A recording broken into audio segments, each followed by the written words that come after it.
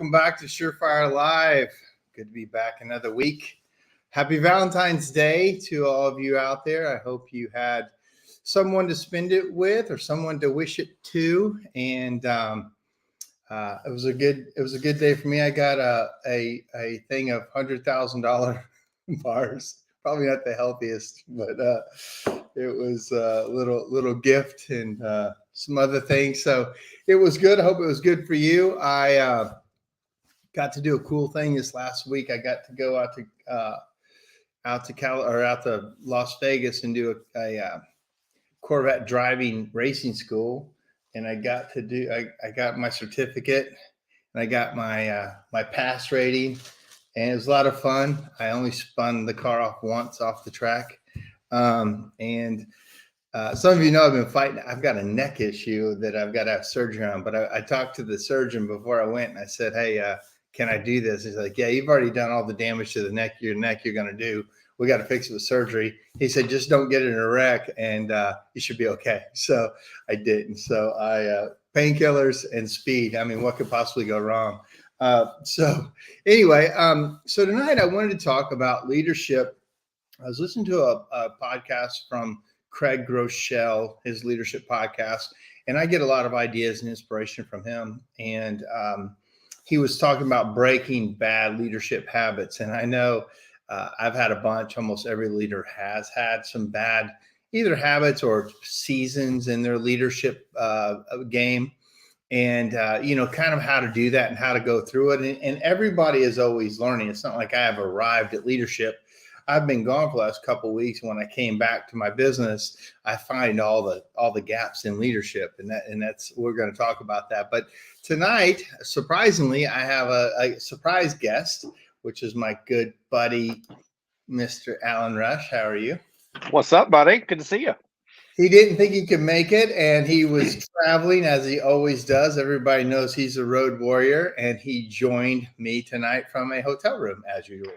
We'll see how the Wi-Fi does. Yeah, I just got in like 4 minutes ago, so well done.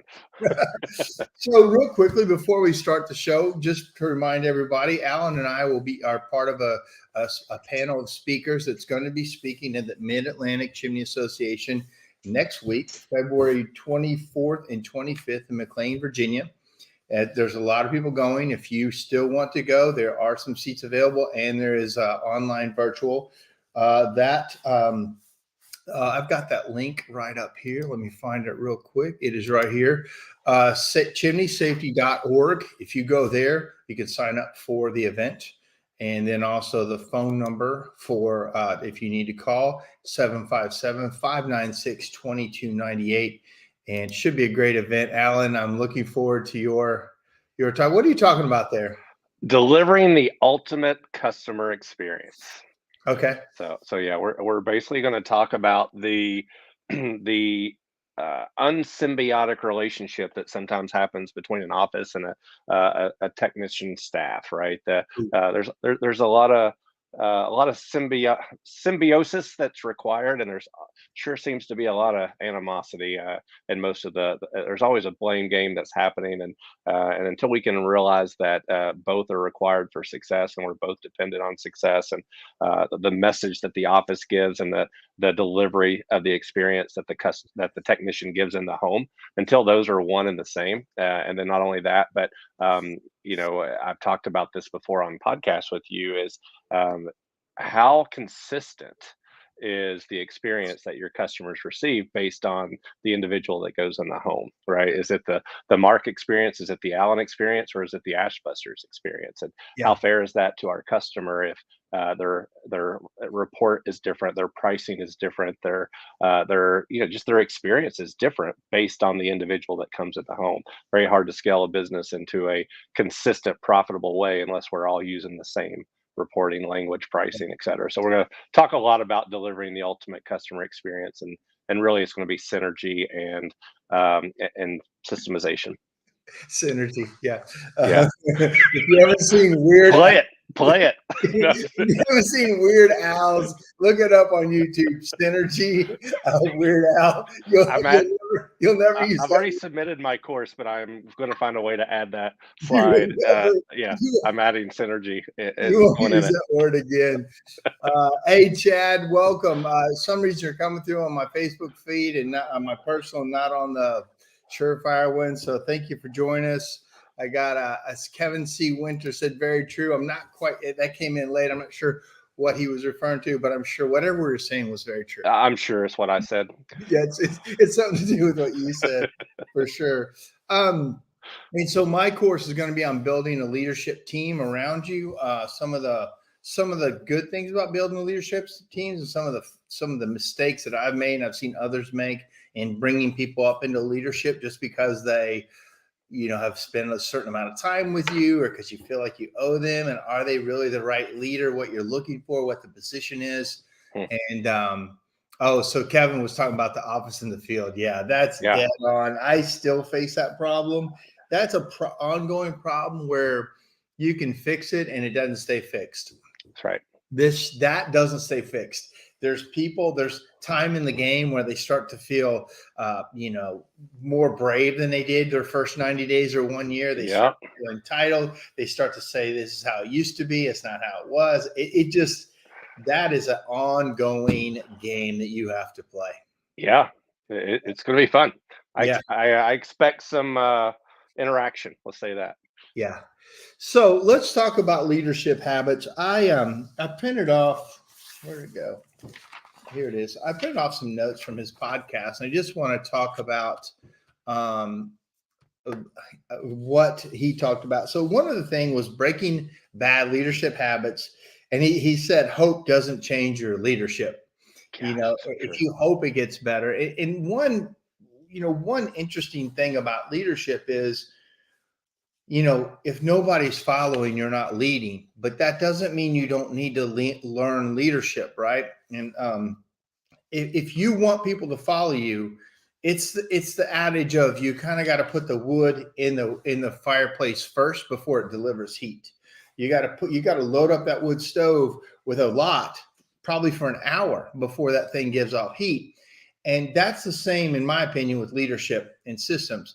You've got to put it all in. And, reading one leadership book doesn't change you. Listening to one leadership podcast or going to one motivational event doesn't change you. But when you start to, really get involved in leadership and understand and get heightened awareness for leadership is where you start getting better over time. So, when you start business, I think everybody has a similar goal. Like nobody has the same goal of, I want to panic over making payroll. That isn't one of the goals. It's never, I want to have a bunch of freaking employee problems and pissed off customers. Like that's what I want. Like, no, everybody has the same goals. They want to do something they like. They want to make money. They want to maybe have a bunch of people, maybe have a few people. People enjoy their job. People make good money. We make good money as an owner. But there's very different results out there. We can all start with the same goal, but the results are vastly different across any market of what the results are. In my opinion, it goes down into the leadership and how you disseminate your leadership. So one question I have for you, Alan, is, God, you've been to, I don't know, 1,000 companies. How many companies do you think you've been in? Well, if you count virtual, definitely hundreds, but well over 100 chimney companies, but yeah. So you've seen a lot. Sure. You've seen a lot, the good, the bad, the ugly. If you were looking at leadership habits that are bad habits, what are some that you've seen because I'll just give you an example. The other day, you told me about a technician and keeping things straight, but how well a certain technician was doing in the field. Sure. It's like a benchmark for us. And we're and I asked you, what was the biggest difference between his results and ours? And you very quickly said, you gave me some things. You gave me a couple things that said, well, he does this and you don't. They think this way and you guys think this, whatever. Sure. So on leadership, what would you say a couple of the big ones are? Well, I think you almost have to go back to who are, if we're specifically talking blue collar, who's typically leading blue collar companies? If you were to take a poll, about 80% of the time, it is a guy who at some point was a technician or some point really loved what he did. And classic E-Myth, right? Like, why am I giving this guy 80% when I can just, do it on my own and make all the money and I Of have course. none of the headaches, right? Like, and these people jump into an owner role hoping to make more money doing what they love. And the reality is they no longer get to do what they love, and they're now forced to understand things that they have zero knowledge on, leadership. And all of a sudden, I have workers' comp and I have a payroll, like you said. I have employees. What do you mean I have to meet compliance? What is this OSHA stuff? Like, there's just a million things, right? That we have to What's the know. So sales stuff? Sales? yeah. Oh yeah. Doing We got sales? like sell. I'm I'm great at already doing the amazing. work. Yeah. Yeah, I'm already amazing. Yeah, and so it's the classic big dog that will always be the big dog, and always think. I literally just had. I hope he's listening. I literally just had a on the drive down here had an hour consultation with a guy that he's going to need some work, man, and he's the guy that's still in the truck. He wants to work on the business, but he can't because he's in the business, and so we started talking about just simple things. Well, it's unfair. Basic business strategies that a leader would know, right? A basic owner would know. And so, talk to me about your profitability. Talk to me about your P&L. Like, talk to me about what the balance sheet looks like. Like, what's our break even? And there was just no answers to those questions because they didn't know. And how do I find that out, right? So I think when you talk about bad habits or bad, it's really, I'd call it bad strategies. It's jumping into a business when you don't have the skills to make that a business. And so it's okay not to have the skills, but you, at a bare minimum, you got to surround yourself with coaches, mentors, people that can make up those weaknesses for you. So by far, what I see is number one thing is a technician trying to be an owner that doesn't have the leadership or ownership business running skills to make that a true business. Now, if they want to be a one man show, a man in a truck, and want to have a job for the rest of their life, like I do,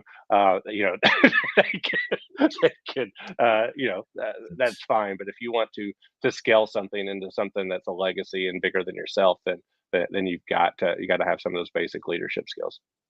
So a couple comments real quick. Dale Childress, who I love. Dale's a good friend of mine. Dale's an amazing story. You want to see an amazing story? Dale Childress Jr. If you look him up on Facebook or anything, he's big on roof sales and roof training, and he also has an online training system that we've talked to him about. He is an amazing individual. The funny thing about Dale is we call him Dale Jr. He used to fix automobiles in Nashville. He was my mechanic in Nashville, and I took No all way. the trucks to him. And he's like, "Man, I'm going to do something different. I'm done turning wrenches. I'm going to do something different. I'm going to do." And then he got into a couple different things. He said, "You know what? I'm going to buy me my dream home in Florida." Next thing you know, he did it. And then he's created this empire of roof sales, and you should follow him. He's really got some good stuff. So Dale said Awesome. he admired my leadership skills. So thank you, Dale. I appreciate you. I enjoy your leadership skills and your entrepreneurialism toward what you want in life. It's really an amazing transition for him. Chad Murray says, "You mean employees change?" Kyle German says, "Hello, everyone." And Dale says, "I appreciate you." Chad says, "First thing a blue collar leader needs is getting themselves right first. Work on you and take what you learn to the employees." Yeah, awesome. That's exactly right. Here's the problem. A lot of times you don't have, somebody's not holding a mirror up to you. And when they do, you don't like it. That's right. And you fire them, or they're scared to tell you. And here's the other thing: the more powerful you get as a leader, the more people don't want to tell you about your own problems. They start protecting you from your own issues. I'll give you an example. I was gone for several weeks. I was on a sailing trip. I was doing some other stuff. I come back, and the people don't want to tell me all the problems. They're like, "We just don't want to bombard you with this." And I'm like, that's what I love. I need to know this. I know everything's not perfect. And when you tell me everything is, I know you're hiding something from me. So why wouldn't you want to tell me? And they're like, well, you've entrusted us to run this company. So if we tell you all these problems, it's like we can't do our job. So I empowering them because I want to know the problems. I tell everybody this business was built on people bitching and people Yep. complaining. Not everything going right. Every single thing you look around, every program, every system, everything was because somebody complained we weren't doing something right. So we had a chance to fix it. Yep. So back to leadership habits. You see a guy, a technician, trying to be a business owner, Hmm. and can't make that transition. What would you tell that guy if it were a clean environment? What's your best advice for that habit to break it? A coach, right? I mean, you need to have somebody that's going where you're going. You need, and the problem is where you're at in your business, and you probably know this better than anybody. There's these levels and there's these ceilings that you hit where all the systems and processes start to break. And the reality is there's a lot of times you got to be in the truck. You've got to be the guy that's either creating the revenue, getting to work, making things happen, getting the jobs done. But it's really really tough to get to work on the business when you're in the business class. I mean, we all know that. So you have to get to a certain point to be able to afford the help that you need to get to the next point. And then once you get to, in my experience in chimneys, I'd be curious what you think on this too, because I know you do a ton of blue collar coaching. About 1.5 million is like that's like the that's like the breakthrough barrier. Like somewhere around 1.5 million is where it's the hardest your business is. It is the point where you're the stress the most. You're questioning, do I want to even grow, because you were more profitable when you were a little bit smaller, and now all of a sudden you're the guy that everybody still comes to for the problems, but you're too busy. And so my goal when I'm consulting with people is to get them to 2 million. I mean, as fast I run them from like, dude, we got to get from 1.5 to 2 now, Yes. because at that point I can at least get a middle manager in there. I can cover a little more overhead. I can bring someone in that's going to have the skill set that you don't to really run the business. And so once we can establish that, look, I want my owners like learning and investing in themselves. But at the end of the day, sometimes their best asset is on some of the support stuff. And if that's their role in the company, that's okay. That's probably what they enjoy doing the most, right? Yeah.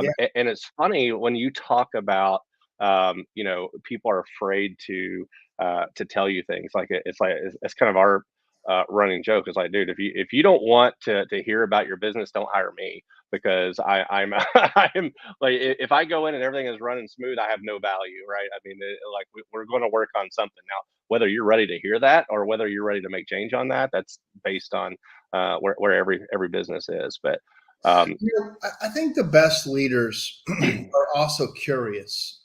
Like, I think if you approach leadership from a curiosity standpoint instead of a leadership, you're more well received. And when somebody tells you a problem, asking a question back, asking a few questions before you give the answer, like from on gosh, high, that you're so enlightened, like ask questions why they think that, why it's done this way, how do you think it should be handled, why do you think it should be handled that so way? true. Like asking, being curious on the whole thing, and then maybe giving a solution, to me makes the best leaders. And when they come to work for me, most of them don't have a big ego. Every once in a while, you get into somebody that does, but overall, sometimes I've had people come and buy my time just to talk to me about how great they are, and they really didn't want to know what I That's had to right. say. That's right. They just kind of wanted to tell me how their stuff was, and That's I right. mean, I'll listen to it. If you need me to be a cheerleader, man, Yeah. hell yeah. Yeah. I mean, but why'd you come here? So It's so true, man. That one of my you've heard me say this a million times, and it's a poster in our wall. It's like you'll continue to get the things you always got if you continue to do the things that you always do. And and my wife's quote of the planet, we still use it all the time, is, "I'm sorry, did you not get the results for the work you didn't do?" yeah, you know, I just love it, right? It's so true. And I talk to I go into companies all the time, and and they're top dog, right? They're top dog of their company, and they're proud, and they're, what are you going to teach me, sales boy? And like I'm already selling 600,000, whatever it is, right? Which in their company is fantastic, and don't get me wrong, it's a fantastic number anywhere. Yeah. And then I start talking about guys that I train that sell $2 million or $3 million a year, and all of a sudden the ceiling just all of a sudden got way higher, and they're the realm of possibility. It's the classic story of the marathon guy. I forgot his name, but the guy that first made the 4 minute mile. Like until he did it, like it was just never even possible. But the moment that he did it, all of a sudden within a year, 3 more people did it Yeah. because Now high someone. school kids do it. Right. Yeah. It's just now I see it's possible. Someone else is doing it, so I can do it. And I think that's just that's empowerment. One of the things that I love about you, Mark, and if I had $1 for every time you asked me, so what do you think we should do? Right? I'd be a very rich man. And I think you're 100% right. That is a powerful leader. That it goes back to what you were talking about just a few weeks ago of the villain, the hero, and the guide, right? Is your Randy. are you as a leader, are you always the hero? Are you the guy that's always like right and always winning and all the wins are for you? Or are you the guy that is the guide trying to make your team the heroes? Right. And if you can be that guy that lets them win, lets them have input, again, if you already have all the answers, then why are you not to where you want to be? So You start know, asking. it's so interesting you said. I hadn't thought about the story branding principle as a leadership principle too. Oh, You know, 100% it is. that's a Yeah. great insight on that. Yeah, it's 100%. How can you help our company make you successful, which is going to make us successful, Yeah. right? If you don't ask questions to the people that are doing the work every day, if Yeah. you don't think that your people have insight on how stupid some of the things that you're doing or how you could do it in a Yeah. much better way, but hey, don't ask me. What do I know? I'm just whatever. Like you're asking for stagnation, right? I mean, it's your people that are going to take you where you want to go. My whole job so I had a kind of a tense meeting today. We bought a powder coating operation, and I'm taking it over from a group of owners that were family, basically. Mhm. And we are 2 weeks into the transition into the merger, and we're moving our metal shop into this building and learning powder coating at the same time and learning his operation. He's really proud of it. He's a micromanager to death. He's the reason Yeah. they couldn't grow. And he acts like this is the hardest business in the world to run. And I walked around in about 2 days. I'm like, this is easy. Yeah. And I don't want to say that to him, but I'm like, a chimney business is 1,000 times harder than That's this. right. Yep. And my chocolate business is way harder than this powder coating business. Yep. But he acts like I don't know if you guys are going to get this. I'm like, trust me, we will. Yeah. Right. Well, Today. we appreciate the A concern. month of skin in our knees, and we'd be up and running. And in 6 months, we'll be faster than you running for sure. But For sure. in that meeting, very tense meeting, because the management teams, my management team and his management team, are like this. Yep. And I really just listened. I listened and asked a lot of questions, even though I own the whole thing. I Right. see these two people fighting it out, and I'm the owner, and I'm not fighting. I'm just asking a lot of questions. And by me asking a lot of questions, everything started to settle down. Everybody was making statements, you this, we this, I thought this, you should be doing this. Mhm. And that wasn't getting anywhere. It was just making the temperature of the room go up. And Yep. as I just stopped, I just didn't allow for that. I just started asking a lot of questions to understand his process, his thought on our stuff. And the whole level of the room ended and was Yeah. fine. We're all happy. And it was because I was curious. I wasn't in there making statements, but Yeah. I do it all the time to diffuse everything. But a couple comments real quick. I got Kevin says, well, I don't know who this Facebook user is. It says, being able to see the picture from above and not just from within. Mhm. Yeah, totally.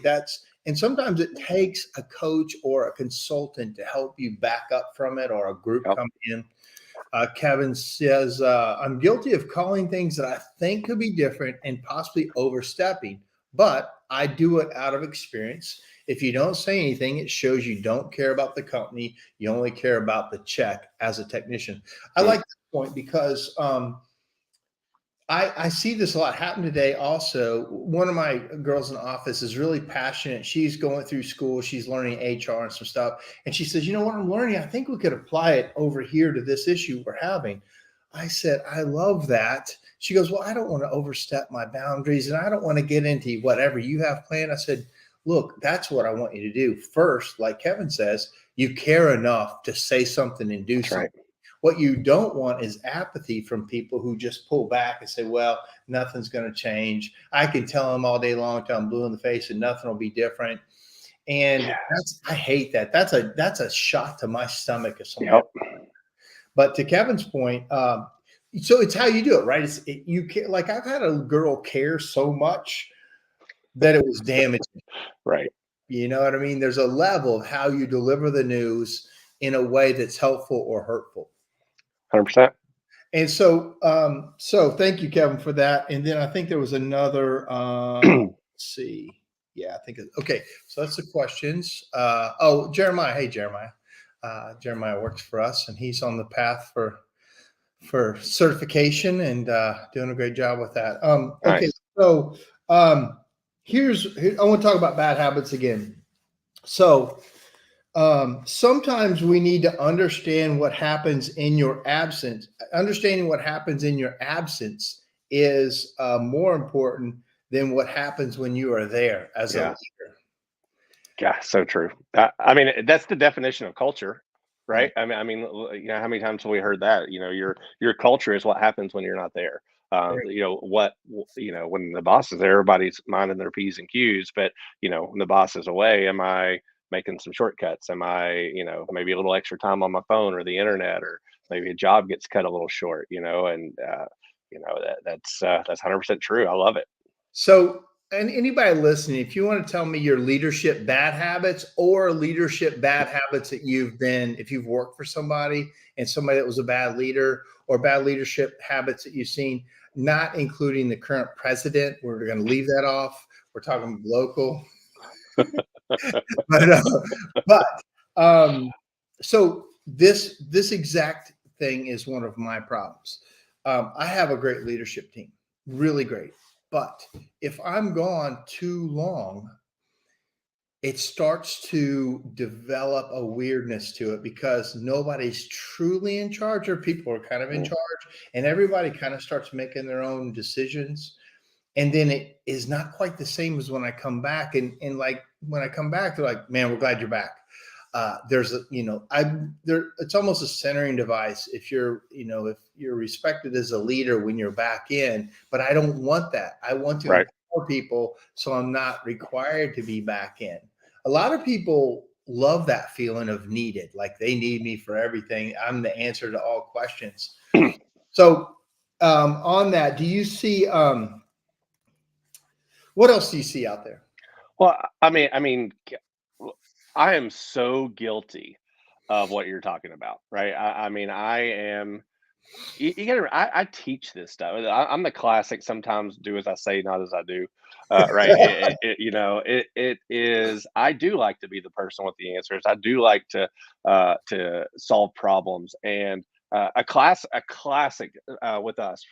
So you guys know, Mark and I are two of the partners, owners of SureFire, right? Obviously, with SureFire Live, and so when we first launched this thing, I was, you correct me if I'm overstepping, but I was the day-to-day guy, right? I was the guy that, took all the orders. I set up everything. I added people into the system. I answered every email. If an email came in at 10:30 at night, man, I was on it. We were excited. This thing was launching, and literally I lived and breathed the day-to-day operations of SureFire.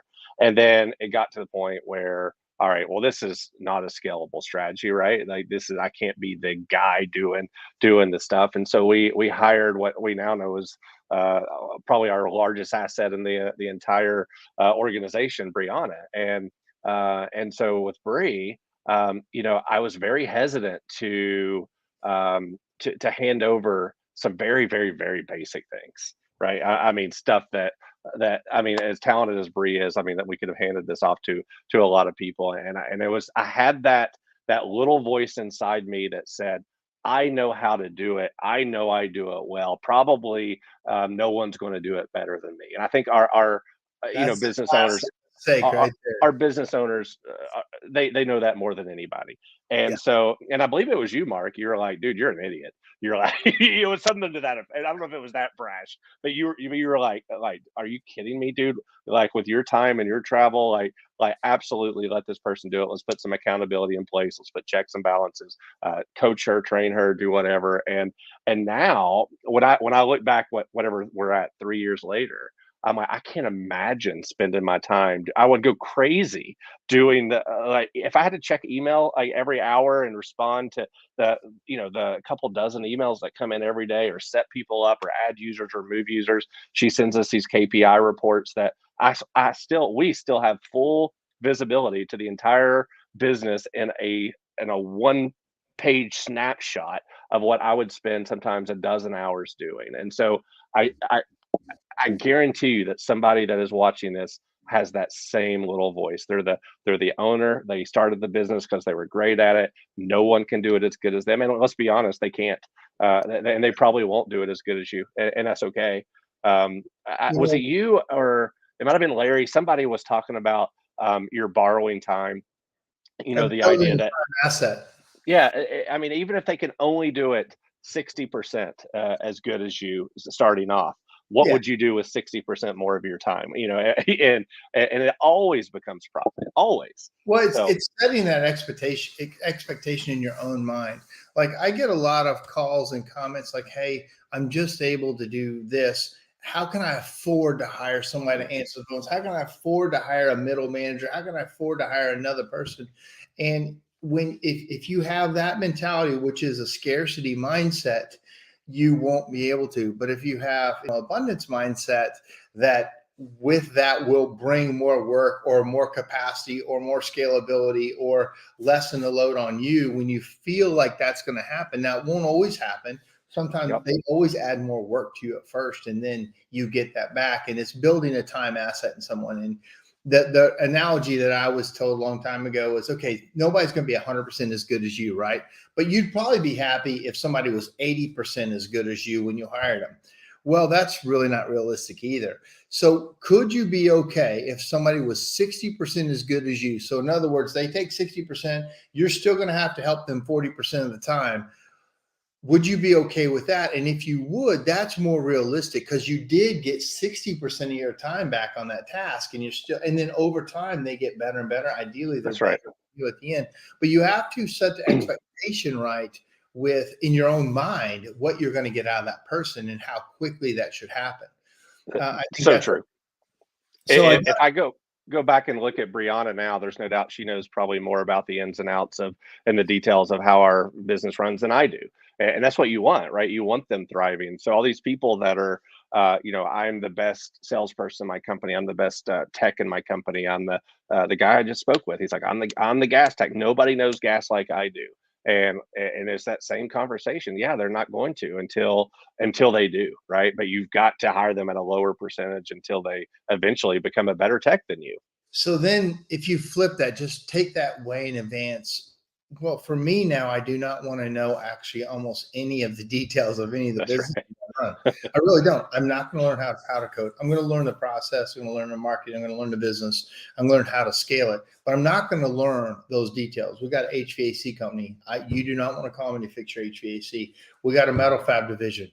I'm not the guy to make anything metal fab.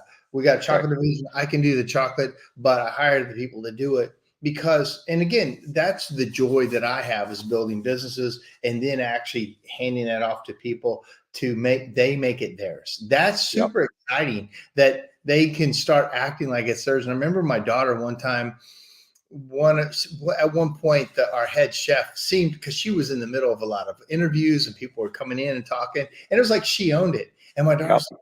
she's acting like an owner. It's like, and I'm like, that's great. Perfect. Yes. I don't Yes. care if they never know who I am. That's right. So a couple things. Chad Murray, when I asked for bad habits, thank you, Chad. Chad says bad habit. Owners asking employees why they are doing something when the owner doesn't hold them accountable. Gosh, that's a big one. That is a big one. I've got a little bit to talk about that. Kobe Armstrong, he's got a gutter company here in Nashville. Avoiding tough conversations. That used to be my problem. Now I like it. Kobe, you can literally decide to like it, and all of a sudden it feels different.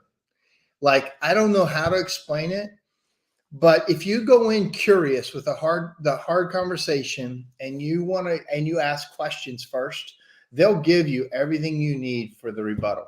And you can decide whether to push forward with the accountability piece, or maybe you didn't have all the information. But I like those hard conversations now, man. I have no problem with them. It makes me a stronger leader. It makes the person believe in me. And if I have to have a hard conversation with you, sometimes they're kind of scared, and they should be. I mean, Yep, I'm not trying to be a scary person, but usually if I'm having to have a hard conversation with you, you know what the problem is, and that's it's right. not this guy. But Chad says, example: owners require SureFire courses to be completed and never hold employees accountable to do the SureFire courses. Then So ask true. or even get upset when they didn't do them. So that's so true. I want to let's pencil that one to talk about that. Diane Pilger says, I'm not perfect, but it took me a long time to see things about my business perfectly. Then we were able to make changes. Right. Hmm. So let's talk about what Chad was saying about SureFire courses. This is a great example. It isn't what you say in leadership, it's what you tolerate, right? What you say in leadership does not matter. It's what you tolerate. So you can say all day long, hey, do your SureFire stuff, or do this, or do that, wear your helmet, be safe. And then they don't do it. Then what do? In your world, I don't want to fire a guy for not taking online courses. I don't want to fire a guy for not wearing his helmet. Like, what matters to you? So here's the other side of that, Chad. And I know you take this seriously, but let's just say you bought the SureFire platform for your company and you're paying X amount of money for this really good education, and they're not taking it. My son taught us this question. Well, you must not take education seriously in your company. You take buying stuff seriously, but you don't take the actual educating of your technicians seriously if Right. they cannot take the courses and still have a job. So for us, we have a person in charge of it, and you have to go through it. Jeremiah has gone through it. We've had several conversations because there was an understanding and a misunderstanding and now a re-understanding. And he knows I'm serious about it, as our whole company does. But some people, they buy this gym membership and nobody goes to the gym. Well, it Yep. didn't matter to the people you bought it for. They don't care about the education because they still got their job. Yeah, How do that's you so true. So to Chad's point, how do you see people implementing change? Well, let me ask you. Let's do the politician thing. Let me ask you that by asking, or answer that by asking you this. So one of the things that, and I do think you're one of the best leaders that I personally know. I think what, and people that are listening to this should be able to relate to this. What is the line between accountability and micromanagement? Right? What is the line between that's, I'm going to let that slide, or you know what, that's a a core value, that's a principle. I'll give you a couple examples of I've got some clients that, I mean, have rock stars. I'm talking, these guys are killers, like, right, they can, let's just for made up terms, let's just say they're a $2 million salesperson, right?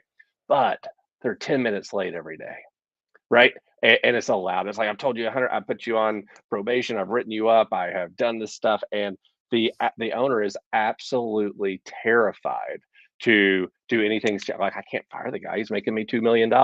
And so, what does that conversation say to the other people that are following the rules, that are they may not be producing at that level, but they see him getting away with it, and I'm not allowed to get away with it. So there's that whole, right, accountability thing. And then there's also the what I would call the, I guess, to Chad's point, the micromanagers, or the what I call the SOP, or the manual kings, right? Like for every single tiny problem in my business, that's never going to happen again. Let's write a policy for it. And by the next thing you know, we've got a book that's, this thick that no one even knows what's in it. And hey, you didn't follow it, man. I signed that 2 years ago. I just forgot that even existed. So like Right. as a leader, like how do you define the priorities in your company? How do you balance fairness? Is there such a thing as special treatment? And how do you manage accountability? And what do you decide is important to hold accountable, and what do you allow to slide? So, since you know me, I have a really strict attendance policy. Yep. I don't care if you're my number one guy or not. You have to abide by it. And I fired my number one guy that made me the most money because he was late and had an attendance problem. Yep. My problem is if you don't hold one person accountable, I mean, you can't hold anybody accountable if everybody, you know what I mean? You can't Yep. let somebody get by because he makes me money. And I remember having this conversation with another guy who had a real bad poisonous person in his company, but he was the number one technician. He brought in the most money. He trained the other guys, but he was caustic to Yep. everybody, including office. And I remember asking him, I said, so let me get this straight. If somebody makes you enough money, you'll put your integrity to the side. Yep. Is that right? Is that what I'm understanding? If I make you enough money, you're okay with me abusing your office staff, even saying bad stuff about the owner, doing all this stuff. If I make you enough money, you'll just scrape that to the side. Is that how this works at this company? So awesome. And he's like, his eyes got big and he was conflicted. And in about 15 minutes, he called and fired the guy, his number one Yeah. guy, because Yeah. of that. So, to me, the 10-minute, if the policy is that, you have to do that. It's what big boys do. Now, sometimes a superstar may not be great at, say, keeping his van clean. He may not be great at all the paperwork, but he's doing this. Is there a way I can put something around him to make him more successful? There you go. It may have to cost him something. That's right. If I have to have a driving Miss Daisy, if I have to have a driver for him, or I have to have a secretary for him always doing his stuff, it's got to cost him something. That's right. I Or, love it. you know what I mean? Like, okay, There's some buy-in, right? There's a there's no consequence. buy-in. You're just like, oh, I'm a superstar, just take it or leave it. Well, That's right. I'll leave it because there's a ton of superstars out there. If you give me enough time and give Ken enough time and go through our process, one to pop out and Right. one with less baggage than you. And That's right. so I am not afraid of losing that number one guy, but I won't let that creep up. I used to. I mean, we Yep. all, to Kobe's point, avoiding that. You avoid it because you're like, oh, I'm so glad I got people to work for me. It's hard to get anybody. And they're actually doing good work. I know they got all this luggage. I know we have to pick them up from their house, 3 days a week. Or I know they've got, 14 warrants out, or they've got, there's a sheriff showing up all the time for, garnishments, but that's no big deal. Yeah. They're great. Like, It- and then you're It's so building true. inside your company. And so Dude. once I decided to not have those kind of people in my business, we just got better. It's not like we're perfect, but we just Yep. got better the more we. So what would you say, and I feel like I'm turning this interview around on you because I love this topic. I think this is one of the things that um, that a lot of the guys that I work with struggle, is that idea of the indispensable employee, right? The Right. idea of being held hostage, because if this guy goes, then all of a sudden I'm already booked out 3 months, and then he's the only guy I got that can do basic. He's the only gas tech that I got. If he's gone, then I'm screwed, man. I've got $100,000 worth of deposits on work that this guy's supposed to do, Well, right? so And so let me just say something to that real quick. When that happens to us, we also have a commitment to the customer to make sure we got their job done. So I may put a marker on that guy and let him work out to get a couple of these things done, so I can still take care of my customer. If I Mhm. fire him, it won't hurt me as much as it may the customer or the rest of Mhm. my team. So I sometimes have to space that out. But on our tennis policy, it'll get you fired the day you cross 24 points. But with COVID, that had to change for me. I had to not be as strict. COVID messed up my really awesome attendance policy. We still have Right. it. This has a lot more flexibility than it used to. But to that point, I think we're going to, like, okay, he's going to go through the busy season. He is not making it to next busy season. but we're going to Yep. also warn him. We're going to give him all the stuff to get better, and most likely we got a pin in him to, as soon as we got our commitments filled, we're going to have to let him go. I mean, unfortunately, that's just sometimes how it is, so we can still provide service. For sure. And I think this goes back to a bigger issue, right? Of we're always hiring reactively instead of proactively, right? It's well, anytime you only have one guy that can do one thing, I get it. I mean, you got to have budgets, you got to have overhead covered, you got to have all these things happening. But most of the time, when people are trying to hire, is when they have a hiring need. And so, one of the things I know that you and Kent and a lot of your staff do very well is that you're always hiring. We're You're always trying. always looking. Yeah. You're never not, even if you don't have a position available, you're still talking to people. You're still We'll interviewing add people. water to the soup. Yeah. That's right. Yeah, Yeah. And we will get, if it's a superstar, we're going to bring him on. If Kent says this guy is just lights out and we got to move on him, we move on him. And Yep. we'll those great people find a spot and they find more to do inside the company. And those are the ones you just, you really want. Chad said, he said, if someone let's say having an attendance issue, my question is, what else is he doing not in my image?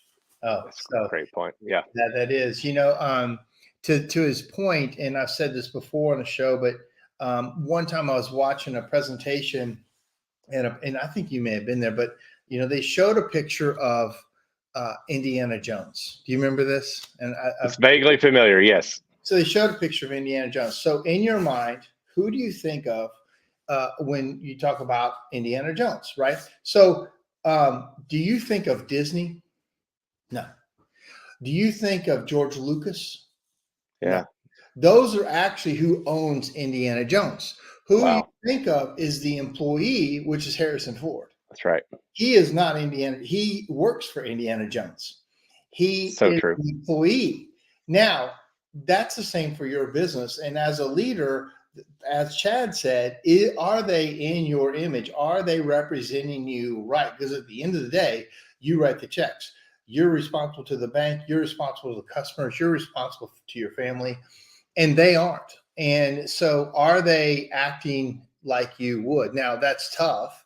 I have guys that don't act like I would, and have some guys act better than I would.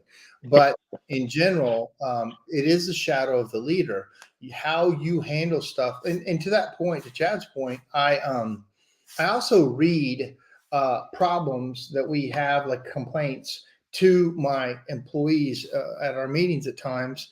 And then I'll also read how I responded to them. So, because sometimes I have to fall on the sword and we did something wrong and I tell them, and then sometimes I have to defend, but I want them to know how I react, because they react just like me. If I fly off the handle, they start saying flying off the handle. Right. If I cuss, they start cussing. Yep. If you know what I mean? Whatever I find valuable, they say, oh, well, that's okay. And then I'll do that too. And that's a shadow of the leader. A couple more things. Says, when it comes to my sons, I'm impatient, but other people I'm training, I have all the patience in the world. But my bad leadership skill is spreading myself too thin.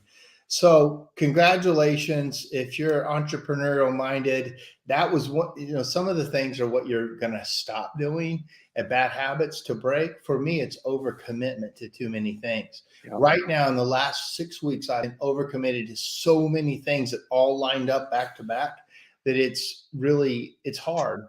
And I had to tell myself, I'm going to have to say no to even stuff I want to do. Oh, so true. And you're the king of this problem.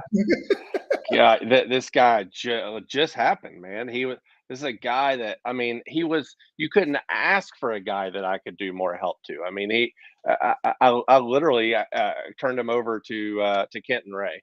I said, I was like, man, I would love to help you. The amount of work it's going to take to get you at the speed that you need to get there, because you've got a 6-month window before you hit the wall again. Right. The amount of speed that you've got to go, I'm not the guy that can guide you there. And I'm so using the word guide so often now. Thank you for that whole story branding thing. I've actually incorporated it into my sales training now.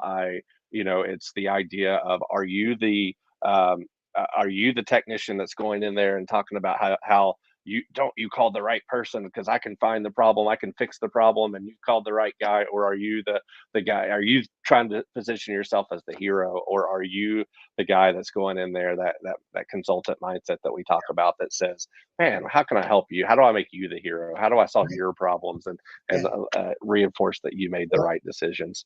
To that point, that's what leadership is too. When people, today I had a conversation with a technician who's having some health issues. I can't solve them, but I can listen to him and find out what he needs from me. Does he need time off? Does he need something from me? Does he just need an ear? Does he need somebody just to talk to? Yep. And again, a very important leadership quality. I'm getting several comments now. Thank you guys for this. Kevin says there is a line I struggle with paperwork a lot because I don't like keeping the customer waiting. So I tend to do things after work. I hear a lot of feedback about that, and I'm very against time wasted. Hey, it's not my money, but it really is a pet peeve of mine. It drives me insane. So again, that's a decision you're making at the time of service to either delay, procrastinate in a way. I'll do it later or do it now. And so, again, I think, Kevin, to that point, Alan, how would you handle this? You handle this every day. Oh, I would tell you to use what I call the marination period to your sales advantage. So, there's if you've listened to any of my training, I am a huge proponent of breaking down the need barrier of the customer in small incremental bites. The technician that goes in and does a full evaluation, scans the chimney, gets on the roof, puts together a report, and then sits down with the customer and just pukes all over them about all these problems that they didn't know that they had. And the customer's like, what are you talking about? I just used this 2 days ago. I've lived in this house for 30 years. I've never had a problem. My granddaddy built this house, and you're like, and then, oh, by the way, it's 12 grand to fix all this stuff. And they're like, get out of my house. Like, you crazy man. And you them the customer, right? And so I teach the idea of no surprises at the proposal, right? The idea of my customer is going to know every problem they have well before we sit down. They're going to watch the scan with me. They're soon as I get off the roof, they're going to go, and I'm showing them pictures. I'm showing them the good news, the bad news, the ugly, and I'm letting them know exactly what I'm getting ready to go do in the van for the next 30 minutes. Right. But I get it. It's probably overwhelming. You weren't expecting this, but I'm going to take care of this for you. Let me get the numbers together. Let me get fine tune this proposal.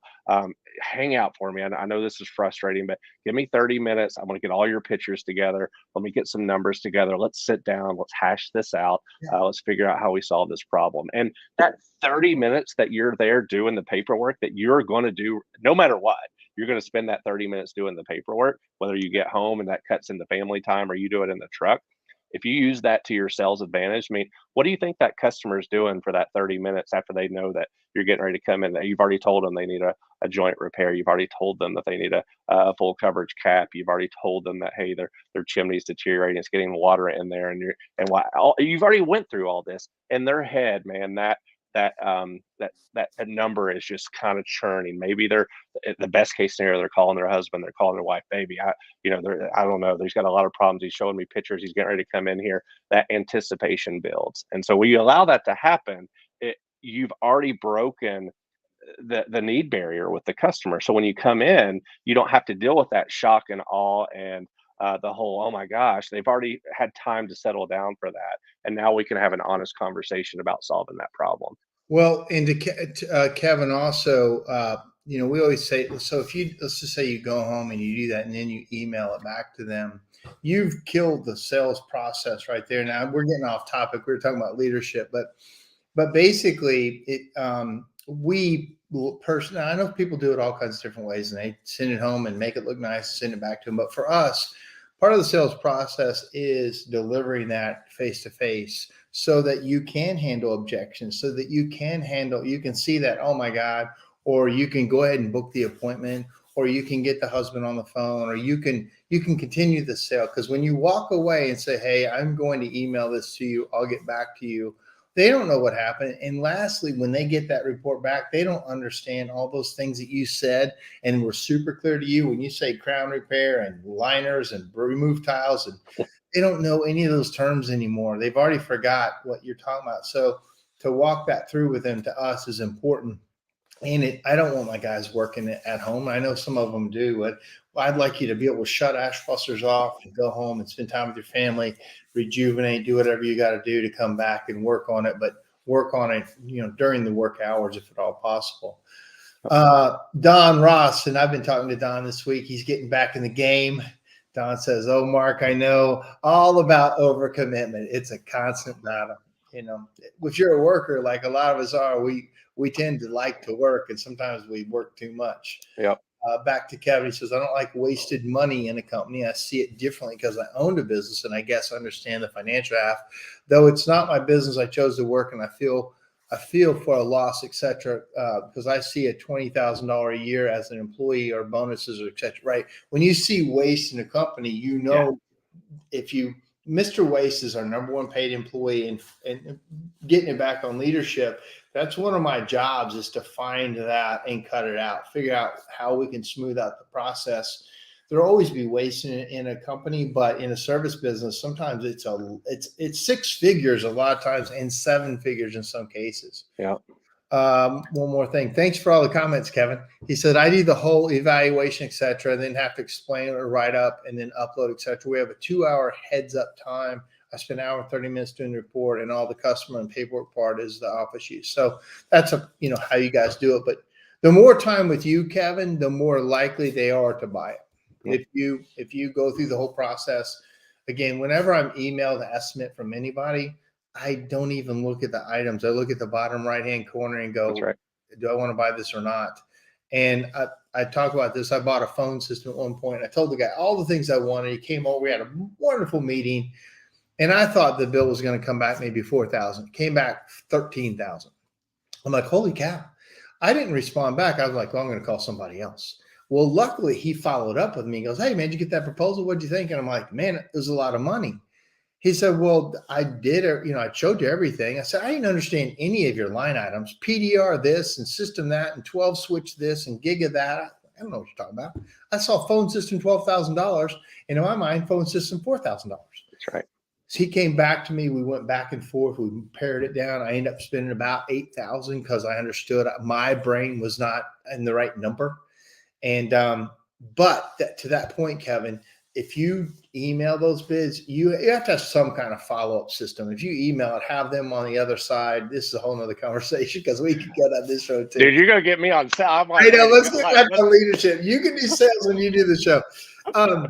So I had, here's a couple other things. Here's some bad habits I've seen other leaders have. Procrastination, of conflict avoidance, like Colby said. I see them doing stuff they won't allow their people to do, like coming into work late, not showing up. Like I've seen those bad habits. And the thing about bad habits is they pay off immediately. Yep.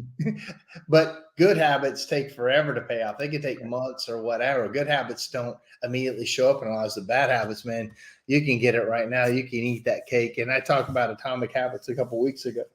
I was going to talk about a study that I read that he talked about. So it talks about who you're around is who you become. So, be around 4 millionaires, you'll become the 5th. Be around 4 junkies, you'll become the 5th, whatever the thing is. But here's a study of the closer you are to someone, the more likely you are to imitate their habits. They went over 12,000 people over 32 years. And if they were around a person that was obese, 57% of the people became obese.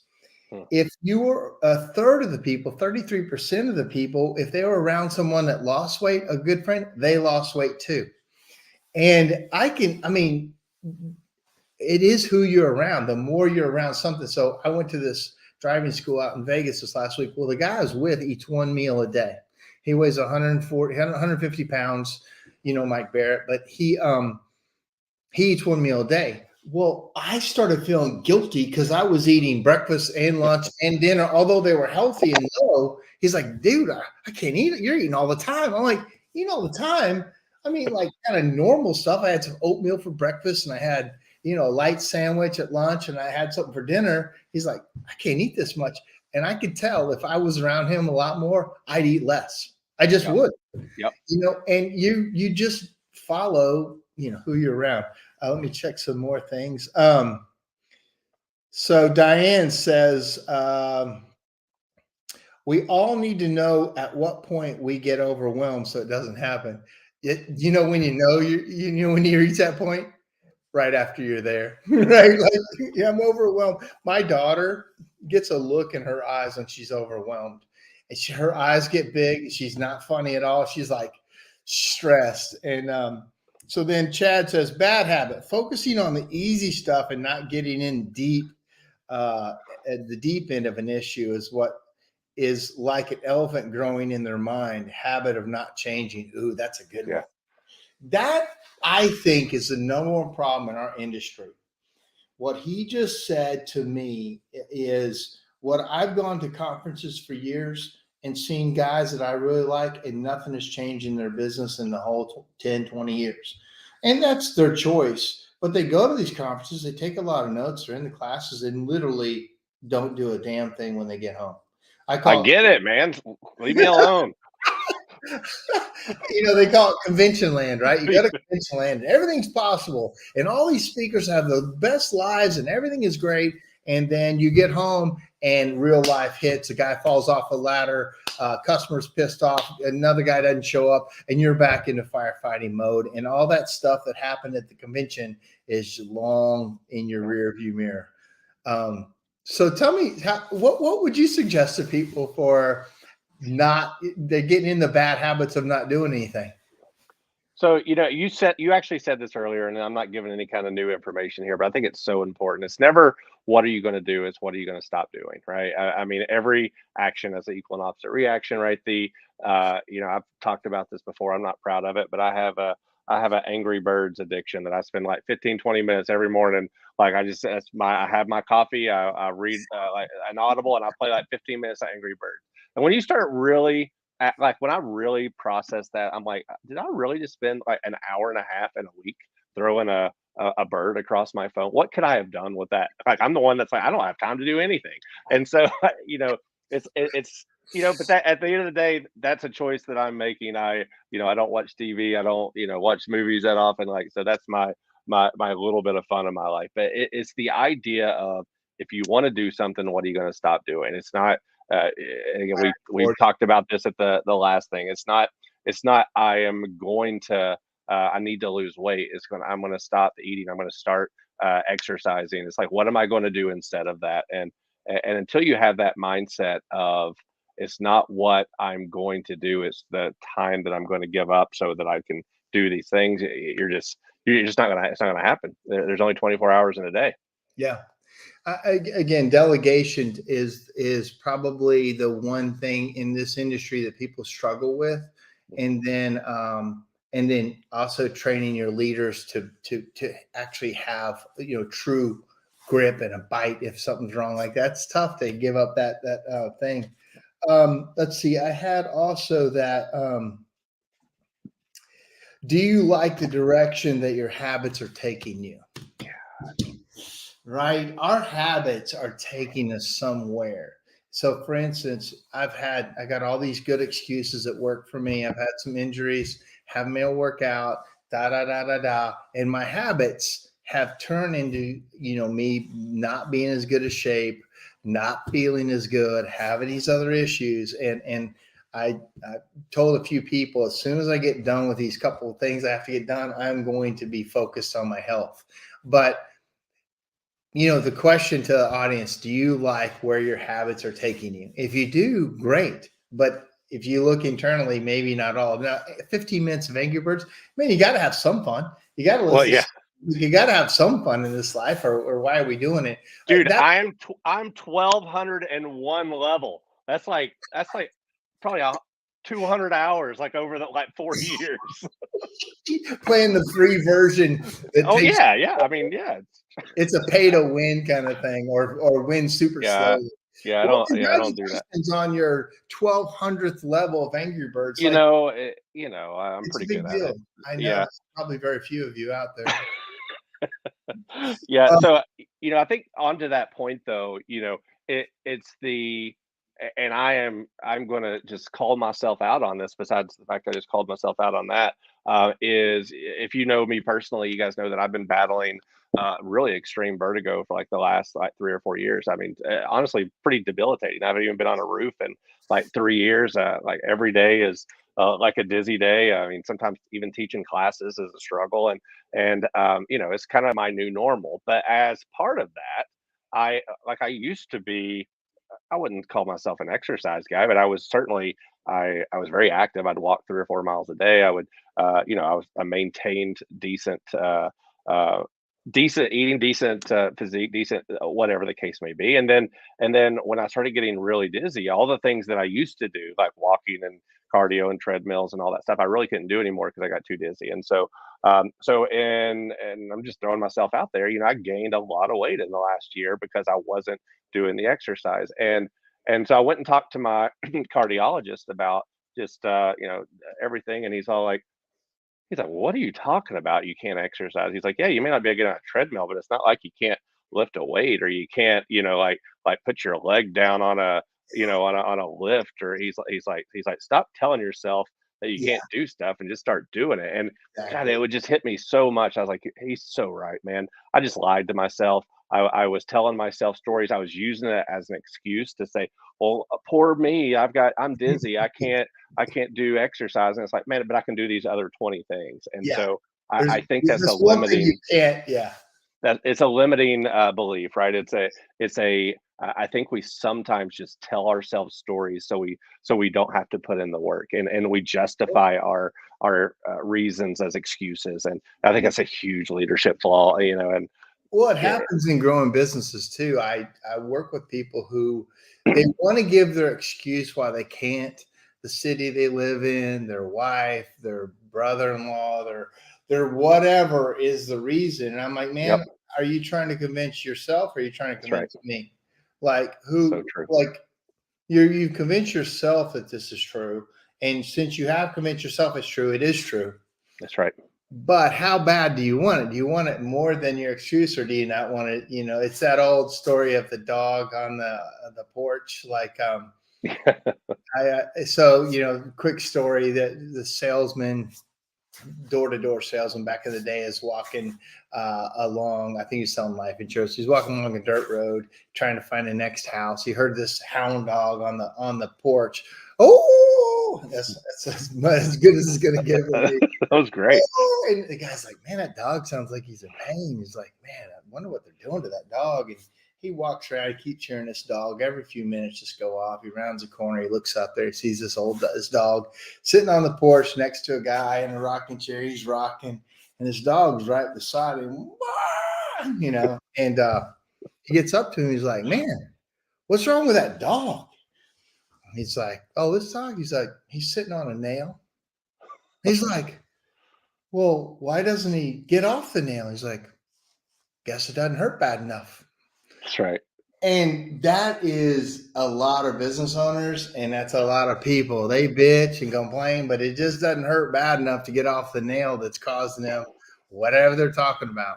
Complacency and comfortability is the biggest uh, deterrent to growth and success. I, Yeah. I mean, when you're hungry, when you need to feed your family, when you need to make payroll, when you find a way, Well, right? that's why Whenever, immigrants are so much more likely to be successful than people born here. They see the 100%. opportunity. They're out there working. They're after it. And we're born here, and we've got a lot of great stuff. And so you're just not that hungry. Yeah, it's amazing when you find your happy place, your comfortability, when you feel that you're successful or you feel that you're content is the moment that you stop. I did a class literally yesterday with a company for 8 hours, and one of the topics that came back, they're like, man, like it's amazing, like how much you know about like sales psychology and all this kind of stuff, and they're like, God, I mean, it just feels like you know all this stuff about sales, and I was like. It's like, well, let's just talk about that. Besides the fact I do this every day, how do you think that I know what I know about sales? Like that, do you think I just I was gifted that at birth. Like, is that, not being a smart aleck. We're like, there's a salesman. Look at him. Look at him. He can Oh, sell. yeah. Well, he's not going to be on TV. Let's let him sell. And so the yes, I do believe I have a gift at sales. I believe I'm good at sales, but I still, we just talked about this in Florida a couple of weeks ago. I've got 30 books still on my Audible that I haven't even watched yet or listened to yet, but there's another 100 sales books that I have. And so the only way that you continue to grow is to continue to listen, to continue to hear new ideas, to continue to tweak. And the moment that you feel that you're there, like if I just stopped and said, man, I got the sales thing knocked. Like I am so obsolete in a year. I mean, you know how fast this stuff changes. You think the way we sell today is the way we sold 3 years ago, like Yeah. before COVID? Of course not. You have to stay relevant. You have to stay hungry. You have to stay like, what's the next step? Otherwise, you will slowly die. Taylor Hill commented, and this is to your point too. Taylor said, thinking you can stop learning, stop growing, and stop changing are the biggest bad habits. Yeah. So true. Yeah. Dead on. Jacob Cromwell says, sacrifice is always necessary for profit. That's good. Yeah. That is good. There are sacrifices. A lot of times you have to make it as an owner, and a lot of times it's unseen. But yeah, that's a great point. There's definitely that. Diane says, I'm somewhat of a procrastinator. So sometimes the most difficult thing is the decision to act, or just tell John to do it. That's the other option. She's like, I don't want to do it. John, you do it. So I love the Pillagers. So good stuff, man. Let me check. Kevin had a couple more things. Kevin says, and we'll wrap this show up. Kevin says, we are very trained on that part of making the customer aware so they know right away, so they know the risk, and all of not having what we spend at the time and show the estimates during that time with customer. The paperwork I struggle with is what I explained to the office. Oh, I see. So yeah, I mean, that's systems, and that is, again, it sounds like Kevin works for a company, but man, you're asking and saying the right stuff. So basically, that's a topic for the owner. And then this is where leadership comes in to take your information and then try to do something with it or bring it into part of how you guys run as a business. Because again, my business is built on people complaining. If Kevin was working for me and he's like, man, we need to do this different, I'm listening. I'm all ears. Sometimes we can, sometimes we can't. Sometimes it takes longer than they want it to. But that's absolutely how you make a company better, is people talking. We should totally do an episode on just sales systems, processes, just nothing but that. Because I mean, I could literally talk hours on what he's talking about right now, and it's certain. It goes into the consistency thing that we started this with when I talked about the class that we're doing in MACA. If everybody's not doing it the same way, if people are reinventing the wheels every single time, like if you find yourself writing the exact same thing 3 times a day on a different proposal, and you're manually taking time to do all this kind of stuff, it's just so crazy to me. There's so much, even if you don't have money to invest in a system, there are so many free tools out there. So we could talk about that for days. I think too, Chad is really good at new systems. So maybe we'll have Chad on to talk about beautiful. When he rolls through a new system, how does he get buy-in? How does he get people? What are the consequences when you don't? Because he just rolled in safety and it was hard. And I was with a couple of his conversations. It's hard for me too. He rolls in new systems and then you got to get buy-in and people doing it and consequences and people watching over it. Kevin says, I have a great listener. He listens very well. Oh, Kyle German. So maybe Kevin works for Kyle. It sounds like. Yeah, awesome. So that's cool. And Kyle's been on it, man. He's on a mission, and I'd love to see him really out there, really getting engaged. And that's how we get it. That's how we do it. We just get engaged and be full in on whatever you're doing. Kevin, if you're new to this game, or maybe you're not new to it, but the only way is being fully in of anything. Be the best you can be. Be the best leader you can be. Study the best. Or if you're a technician, be the best technician. Be the most helpful to your people you work with and the owner. Like, as an owner, what do you want? The guy who complains all the time and has no solutions, or the guy that comes to me complaining with an idea for a solution? Mhm. But you know what I mean? Like, that's what I want. I don't want the guy just to not say anything. I need the guy to talk to me and see if I can fix it. You know the biggest the worst thing that an owner can ever hear? I'm sure you know this. Like, what's the worst thing an employee can tell you about why they did something? Well, why they did something or why they did. Yeah, like, no, why the what do you do? Why do you what's the way we always did it? Oh God. Yeah. It's It's the way easy. That's why we always did it, or that's not my job. Those are the oh, both of those are killers. it is at like, why would you do that whenever like, you come to me and you tell me about this great way to do it, but you're doing this other well, that's the way I was taught.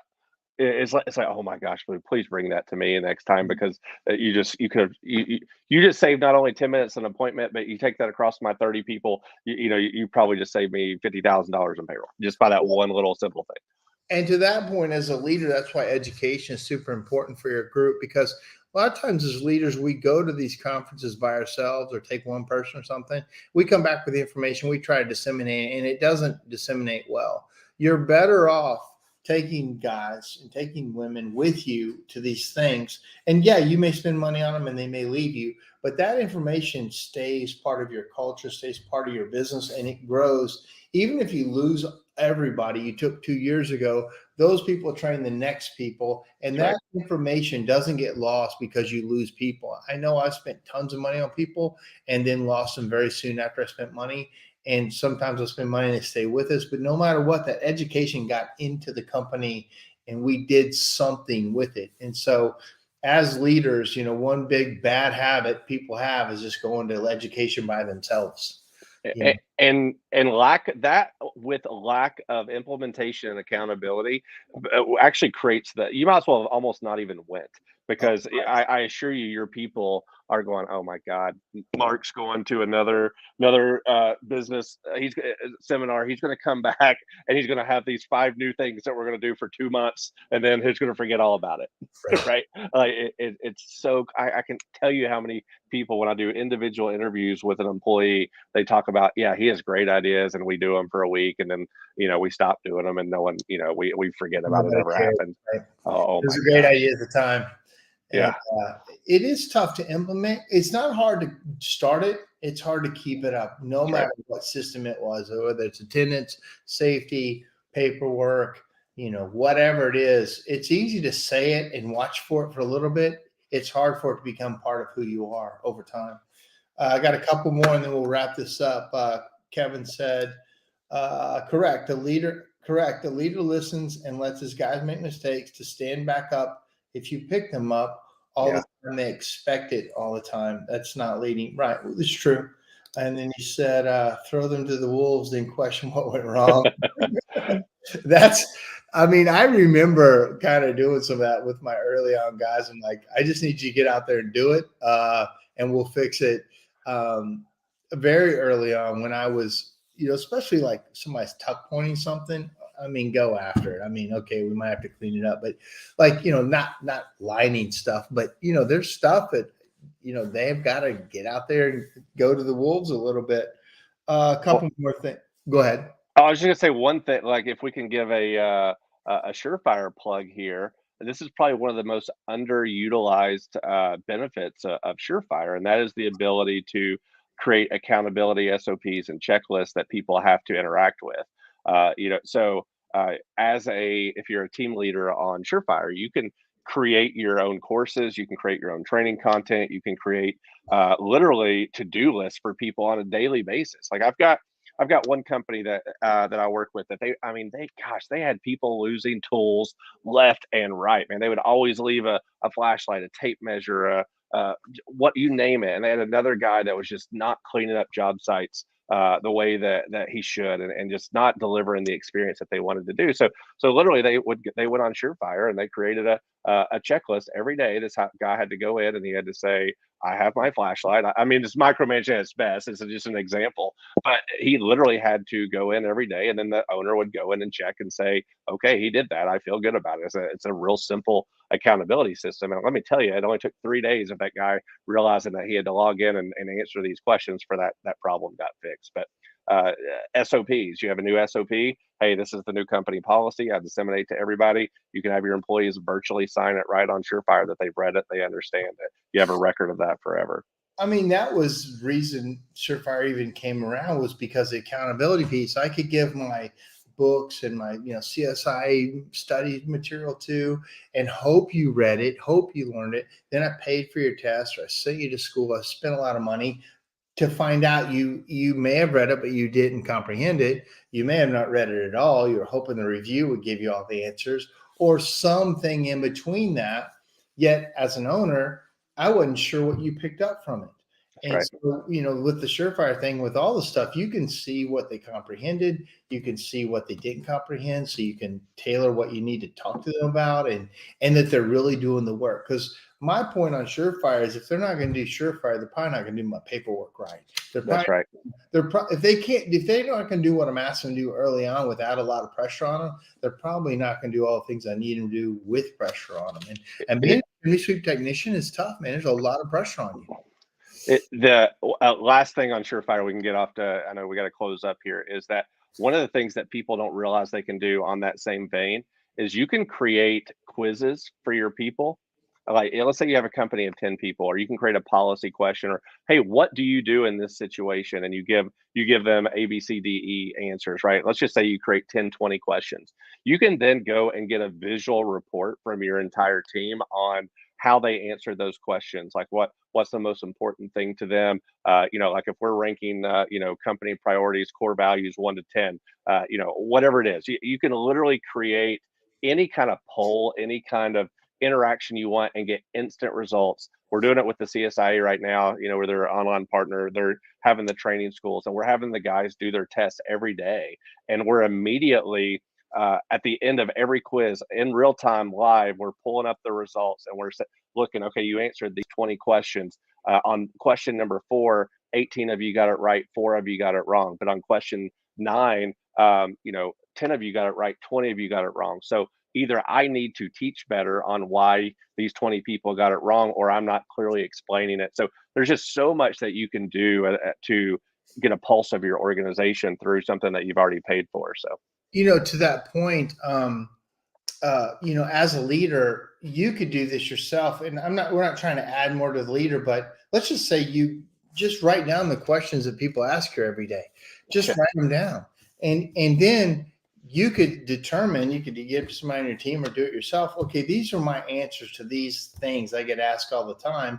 And then that becomes an easy quiz. And if anybody's on SureFire needs help with this, Brianna, you just go to surefire.academy, get her number, call her. She can help you set all the stuff up that helps you build your own team thing. Like we at SureFire develop stuff that's broad scale, but you also need to drill down into who you are and use a platform to get your own specifics down.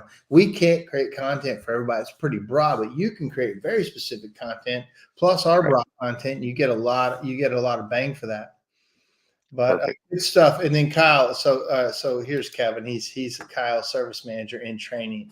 So, awesome. You're in good hands, Kevin. So yeah, good to see you interacting, man. Yeah, it's great. It's how we learn, right? It's how we learn, and trying to help each other and make sure to have any more. Diane says, thanks. Have a great night. Janet Eileen said that iPhone replacement text trick that you showed us was so helpful in all situations. Thank you for that. That's a good thing that you showed. Awesome. Hey, Janet, send me your address.